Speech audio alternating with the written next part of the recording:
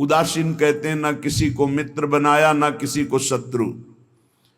शत्रु मित्र नहीं कोई, सब सो हित बस कीजिए, क्योंकि हरि अपनो है सोए।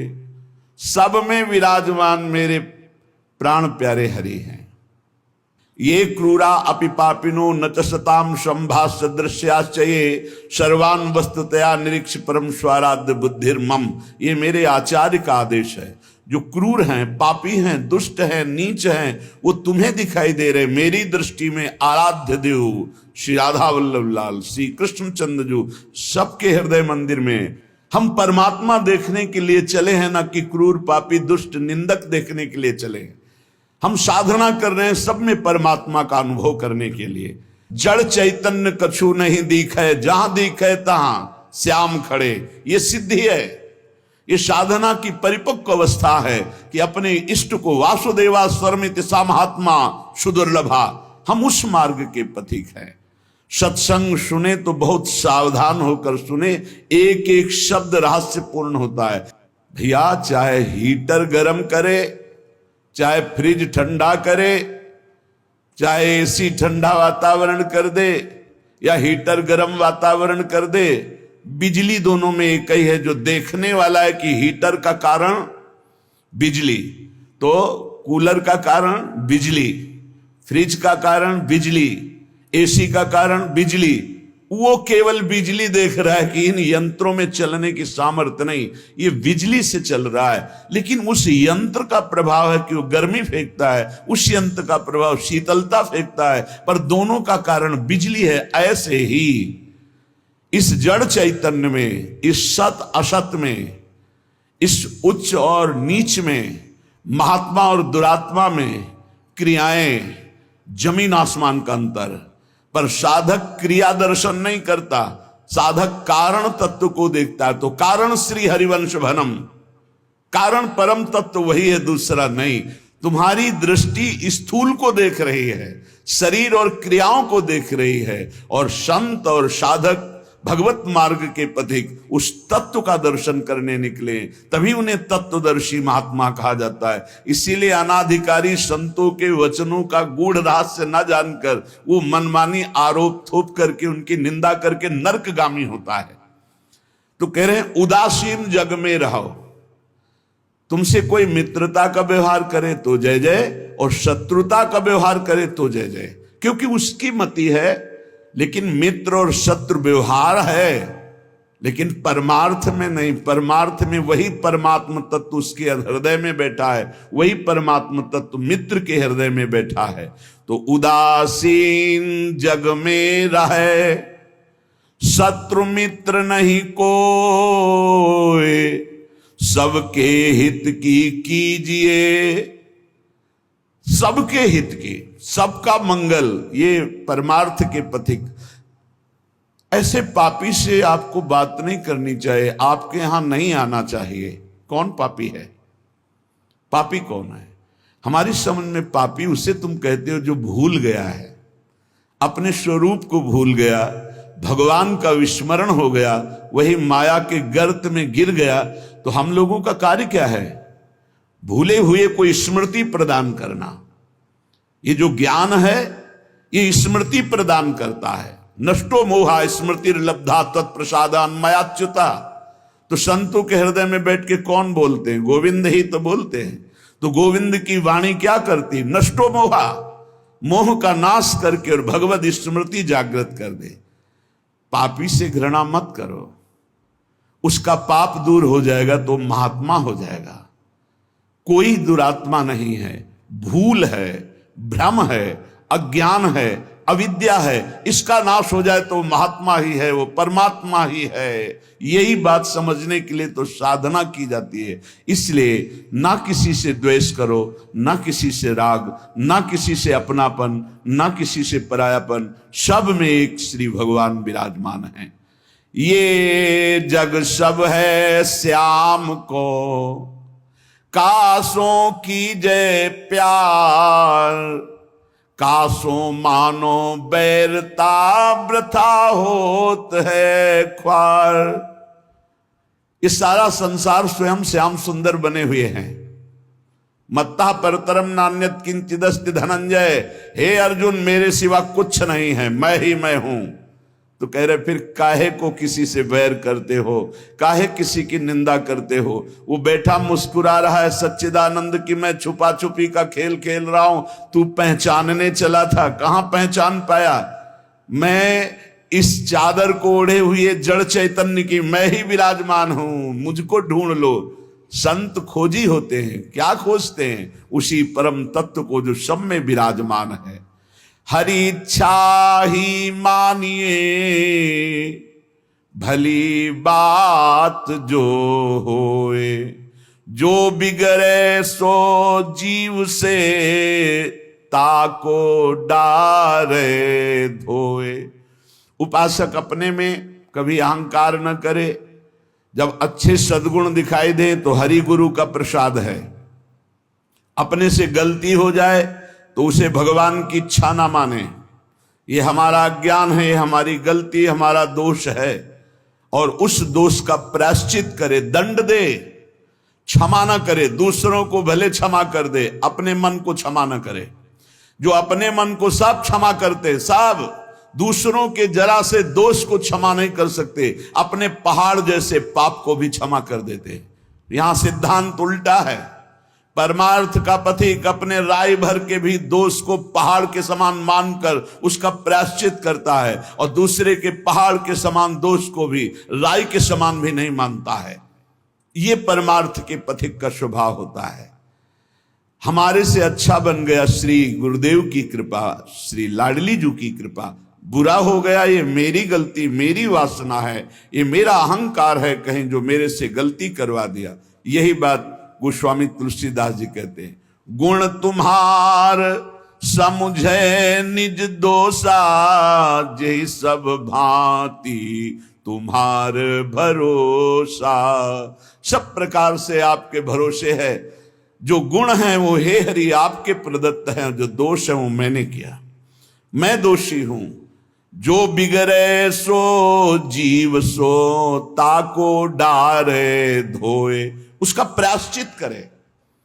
सच्चा साधक कभी क्षमा नहीं करता अपने को, उसको प्रायश्चित गुरुजनों से मिलकर निश्चित करता है।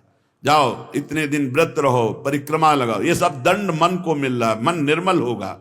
अपने पापों को तो प्रायश्चित नहीं करते, दूसरे की जरा सी गलती को पहाड़ जैसा वर्णन कर देते। ये भगवान के दास नहीं होते, ये भगवत विमुख जन होते हैं। उरहरि पेरक जो करे, जोई सब कुछ होई, जीव आपनो मान सुख, दुख देखे तब रोई। अगर आपके साथ कोई व्यवहार अनुकूल कर रहा है या प्रतिकूल, तो आप क्रिया को मत देखो अनुकूल प्रतिकूल, कारण तत्व को देखो। हृदय में बैठा हुआ और प्रेरक रघुवंश विभूषण भगवान प्रेरणा कर रहा है। क्यों? क्योंकि मुझे वो अनुकूल प्रतिकूल से ऊपर उठाना चाहता है। इसलिए अनुकूल प्रतिकूल परिस्थिति सांसारिक पुरुष को हर्ष या शोक देती है, लेकिन भक्त को या भगवत मार्ग के पथिक को नहीं, क्योंकि वो कारण तत्व को देखता है। जब प्रभु अपनावे जीव को, तब ये तिरस्कार अपमान निंदा देते हैं। जिसको प्रभु अपना लेते हैं उसके जीवन में ये जरूर कृपा करके आते हैं, तिरस्कार अपमान निंदा। क्यों? क्योंकि इसका एक चिपकाव का स्वभाव है। कोई जरा सा प्यार करे बस वो मान लेता है ये मेरा। कोई वस्तु अच्छी लगी, चिपक गया, बस उस वस्तु, इसके बिना मैं नहीं जी सकता। जो वस्तु व्यक्ति स्थान के प्रति ममता है, आसक्ति है, लगाव है, ये तिरस्कार अपमान और निंदा के द्वारा दूर होता है। जब निंदा हुई, तिरस्कार हुआ, अपमान हुआ, जैसे बिल्वमंगल जी का तिरस्कार कर दिया, कट वचन बोले चिंतामणि ने, तो भगवान की तरफ कदम बढ़े। नहीं, जीव का जो मन है वो चिपकू स्वभाव का है, वो आसक्ति, वो ममता, वो राग कर लेता है। जरा सा बोल दे, जरा सा अनुकूल हो जाए तो वो उसी में राजी हो जाता है कि ये मेरा है। प्रभु ऐसा होने नहीं देते। बड़े कृपालु हैं, अपने जन को फंसने नहीं देते, इसलिए वहां से प्रतिकूलता दिलाते हैं, तिरस्कार दिलाते हैं, कटुवचन दिलाते हैं, तो वो फिर चैतन्य होता है। अरे नहीं, इस जगत में कोई नहीं, हरि के सिवा मेरा कोई, फिर हरि की तरफ भागता है। तो कह रहे कि ऐसी भगवान की अहेतुकी कृपा है कि जब जीव को भगवान अपनाते हैं तो तिरस्कार, अपमान, निंदा देते हैं। घबराओ मत, उतना ही देंगे जितने में तुम परिपक्व हो जाओगे। तुम्हारा पतन नहीं हो सकता, तुम इतना दुखी नहीं हो सकते कि परमार्थ छूट जाए। और काटे भव के फंद, चरण कमल में राख हैं श्री वृंदावन चंद्र। वृंदावन चंद्र युगल सरकार ऐसी परिस्थिति बना देंगे आपको। जो सुन रहे हैं बहुत धैर्य से, हो सकता है तुम्हारी वास व्यवस्था कमजोर हो सकता है तुम्हारी भोजन व्यवस्था कमजोर हो सकता है तुम्हारी अर्थ व्यवस्था कमजोर हो। काट लो समय, ये काट लो समय। आगे जो आपको प्राप्त होगा वो इन सबसे परे है। नाशवान परिस्थिति, नाशवान धन, नाशवान भोग, इससे परे अविनाशी परम पद मिलेगा। और ये हम विश्वास पूर्वक तुम्हें कह रहे हैं कि भगवान अपने भक्त के योग क्षेम का वहन करते हैं। आप निश्चिंत रहिए, इंतजार करो, ऊबना मत, कैसी भी परिस्थिति हो भागना मत।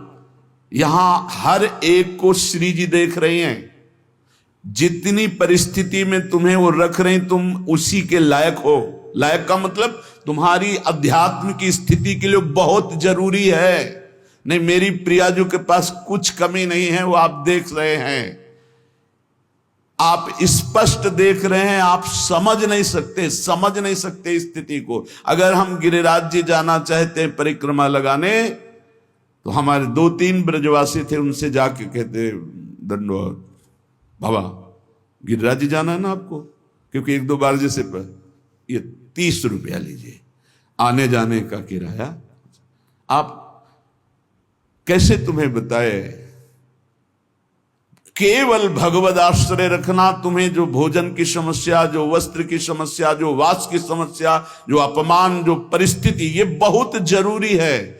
हम वंदना करते हैं उस परिस्थिति की, क्योंकि वही परिस्थिति शरणागति पुष्ट करती है।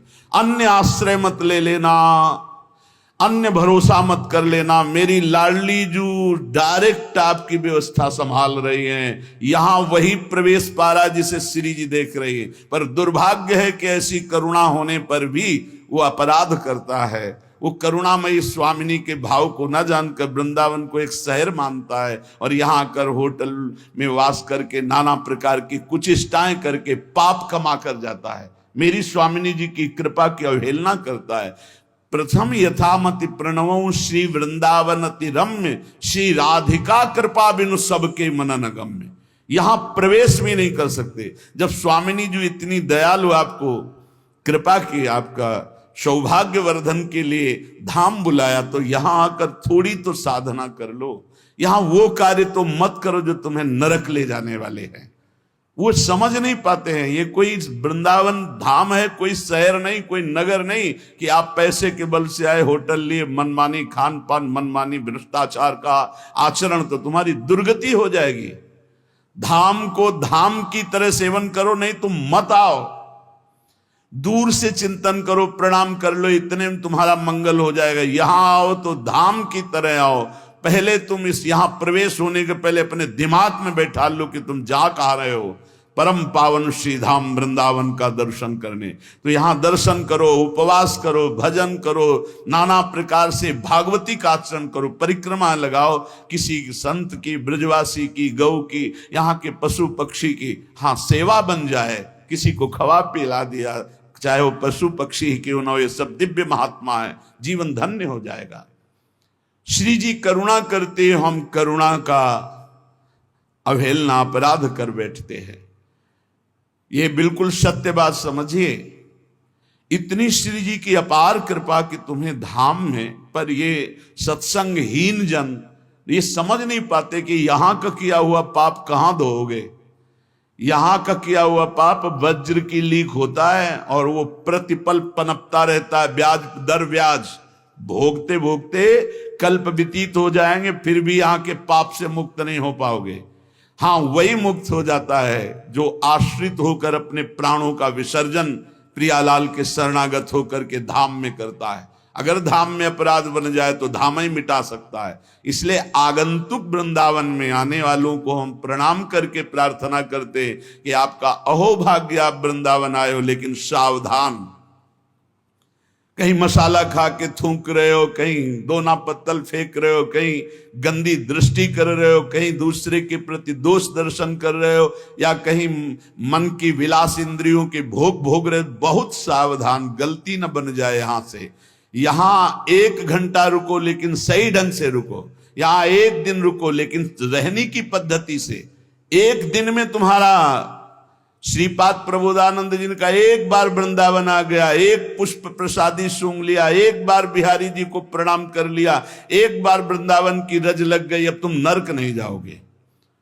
तो उल्टा भी इसका है, आप एक बार वृंदावन में आके पापाचरण कर लिए तो बचोगे नहीं नरक से, क्योंकि ये अमोघ धाम है। उपजाऊ भूमि में चाहे बमूल का पड़ जाए या गन्ना का पड़ जाए या दाक्षवारा का पड़, वो उपज जाएगी। आप वो क्या रहे हो वृंदावन में आकर? सत्कर्म भगवत भजन या दुष्कर्म पापाचरण। भगवत कृपा सब पर है, तुम्हें मनुष्य बनाया, धाम बुलाया, सत्संग करके दर्शन करके भगवत प्राप्ति का मार्ग पुष्ट कर सकते हो, पर मनमानी आचरण करके अपने जीवन को नष्ट कर सकते हो। इसलिए सावधान। जब जिस पर हरि कृपा करते हैं, हम वंदना करते हैं उस परिस्थिति का जिसमें कोई व्यवस्था ना हो और मन आश्रित हो जाए श्री जी की। ये बहुत बड़ी बात है, ये शायद ही कोई उपासक समझ पाएगा।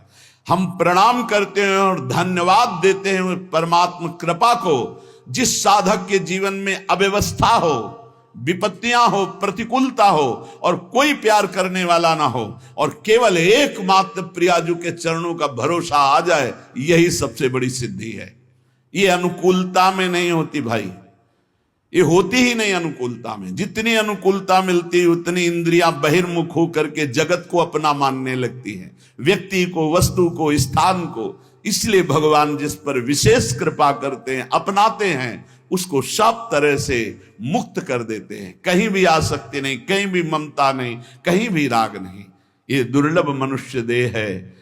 ये बंधन काटने के लिए है, बंधन पुष्ट करने के लिए नहीं। ये बंधन है फंस जाना। आपके बिना नहीं जी सकते, वस्तु के बिना नहीं जी सकते, ये व्यवस्था के बिना नहीं, ये सब बंधन है। जीवन मुक्त की पहचान क्या है? ब्रह्मभूता प्रसन्नात्मा न सोचति न कांक्षति। सिद्ध बात है। ना कोई कामना है, ना कोई सोच है, एकमात्र परमात्मा चिंतन में डूबा हुआ वो जीवन मुक्त है। जिस जिस विषय को आप छोड़ते जा रहे हैं, संसार के उन विषयों से आप मुक्त होते चले जा रहे हैं।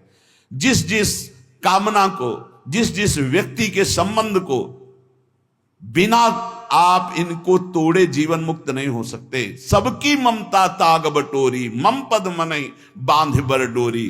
तो साधना की जो हमारी रुकावट है, हमारे भगवान कृपा करके उसे हटा देते हैं, ममता को हटा देते हैं। आसक्ति, कोई प्यार करने वाला ही नहीं रहता, नहीं रहता। वो भीख मांगता है, मुझसे प्यार कर लो। वो भीख मांगता है कि कोई तो मुझे प्यार करे, कोई नहीं। जहां वो जिधर दृष्टि डालता है उधर दृष्टि ही हटा दी जाती। बड़ा कृपा प्रसाद हरि का होता है, नहीं तो मन तो चिपकू स्वभाव का है। अब देख लीजिए, चक्रवर्ती सम्राट पद हरि के लिए छोड़ा, सुंदर रानियों को छोड़ा, पुत्र को छोड़ा, सब सुख छोड़ा और हिरण के बच्चे में फंस गए। ये बात हमको शिक्षा देने के लिए, नहीं तो वो तो भगवान के पुत्र हैं। ऋषभदेव भगवान का अवतार, उनके पुत्र हैं। और चक्रवर्ती सम्राट पद जिसके लिए छोड़ा, हिरण में कैसे फंस सकते हैं? ये हमको शिक्षा देने के लिए कि तुम किसी भी राग में भगवत प्राप्ति में बाधा पैदा कर सकते हो। तो भगवान जिस पर कृपा करते हैं वो स्वयं राग से बचा देते हैं। उसे कोई प्यार ही नहीं करता, उसे कोई अपना ही नहीं मानता। अगर वो किसी को अपना मान ले तो ऐसा वहां से कड़ुआहट दी जाती है कि दोबारा उधर अपना मानेगा ही नहीं। वो सीधे भगवान की तरफ चलेगा। ये भगवान की अहेतु की कृपा होती है। श्रीपाद प्रबोधानंद जी महाराज कह रहे, निरस्त त्रैगुण्यम हरिरसद पुण्यम स्वकृपया धरण्यम तो भारतम विमल परमानंद सुघनम इदम वृंदारण्यम बहदतुल माधुर्य सुषमा महावन्यम धन्य सरयति बहुमान्य स्त्री जगताम। तीनों लोकों में सबसे महान धन्य है वो जो तीनों गुणों से परे करके सच्चिदानंद हरि रसदाई श्रीधाम वृंदावन का अखंड वास पा गया। ए भाई, जिनको मिल गया हो तो छोड़ना मत कि पड़ोसी ठीक नहीं है, व्यवस्था ठीक नहीं है, कोई सेवा करने वाला नहीं।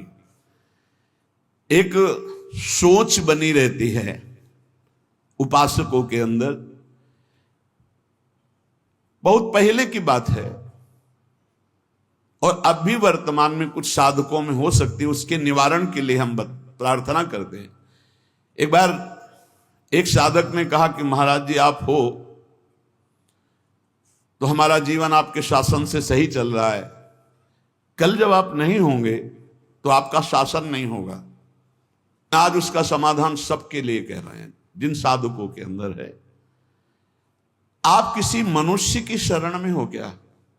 पहला हमारा प्रश्न है उन साधकों से जिनके हृदयों में ये बात है कि अगर सामने से ये शरीर चला जाएगा तो हमारी साधना बाधित हो जाएगी, हम एक असहाय असमर्थ अनाथ हो जाएंगे।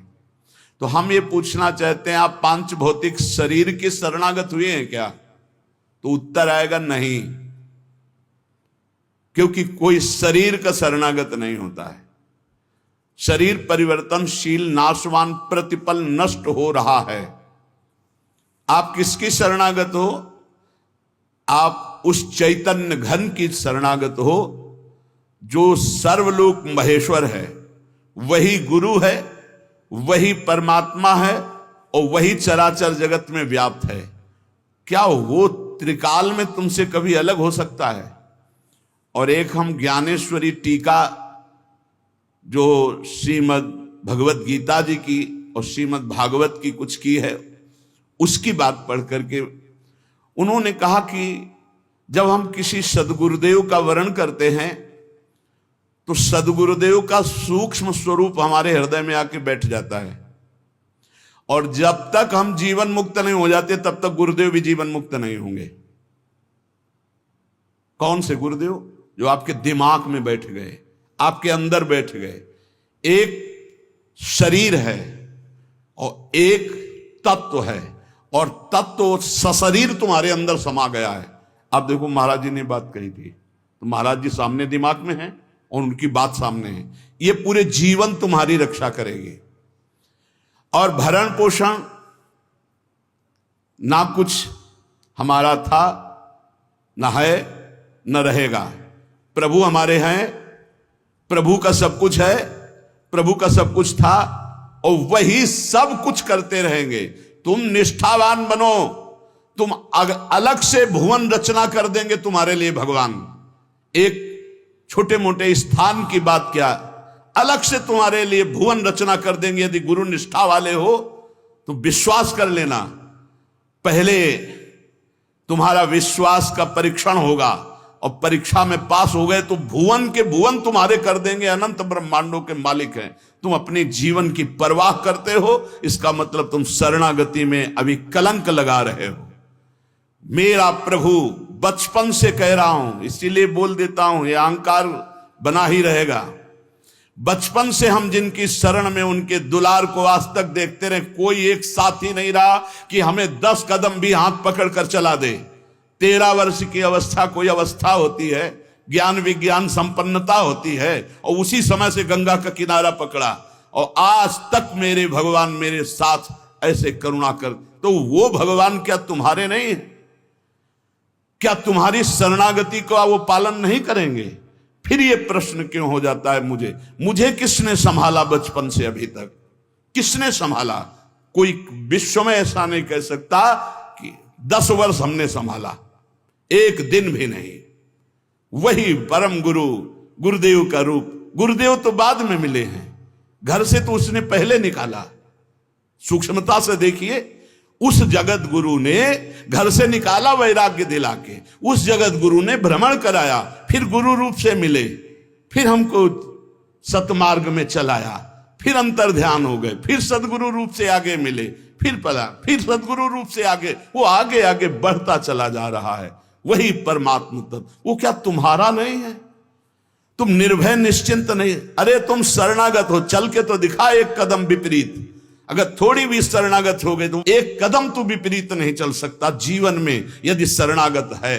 और जो शरणागत है तो माया मां की तरह दुलार करती है, मां की तरह। हमारी बात को समझ लेना, माया उनको विघ्न डालती है जो सूरवीर हो करके माया को जीतना चाहते हैं, और जो माया को मां मानते हैं, मां की तरह दुलार करती हो, भगवान को प्राप्त हो जाते हैं। माया कभी बाधा नहीं पहुंचाती। इसीलिए हरिदासों में कहीं भी माया का प्रभाव नहीं देखा जाता। वो तब होगा जब कीन हो इस कबहू अभिमाना, शोक होवन चा कृपा निधाना।